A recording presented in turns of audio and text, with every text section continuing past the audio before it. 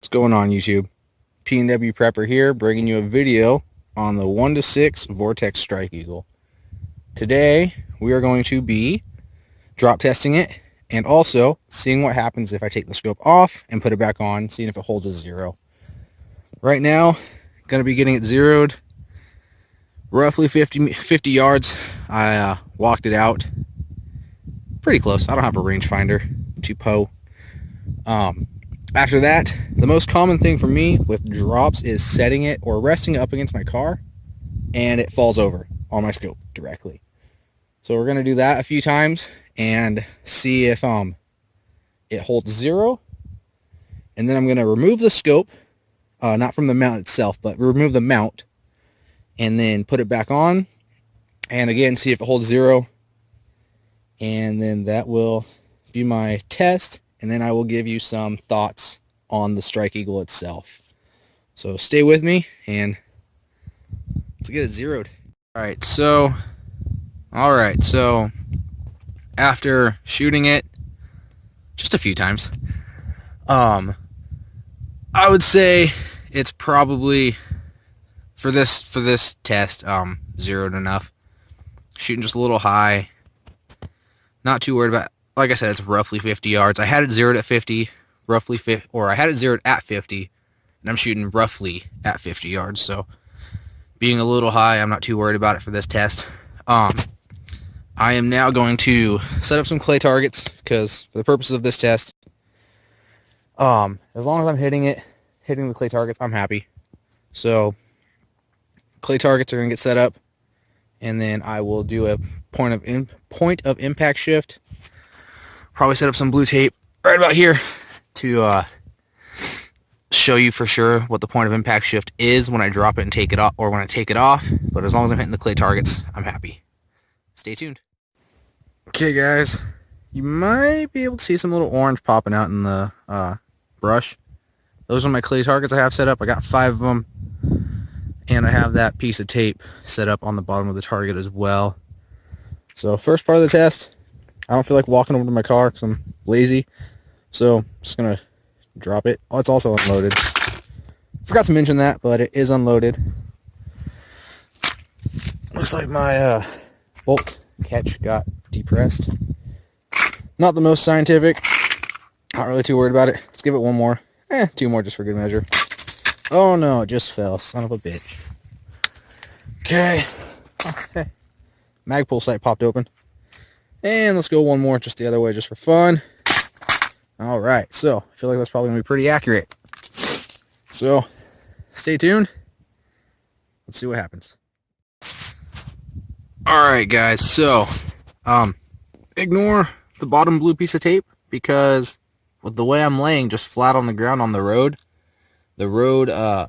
dips a little where I'm at, so me shooting that low, it was giving me inaccurate test results. I wasn't even on paper because I was hitting the ground in front of me. What are the odds of that? I should pay closer attention to that. So, mental notes, learning experiences. Anyways, I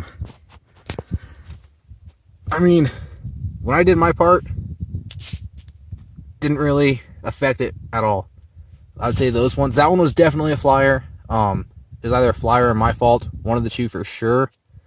But because I was dead on, and I'm confident that one was definitely a flyer. Otherwise, still staying in roughly the exact same spot. Moving over here, I had a clay pigeon set up. Right here, you can see the little clay pigeon. It's on the ground. It's broken for sure. So that is good. On to the next part of the test, and that is going to be removing it and seeing it hold 0. Stand by, guys. So, scope is off.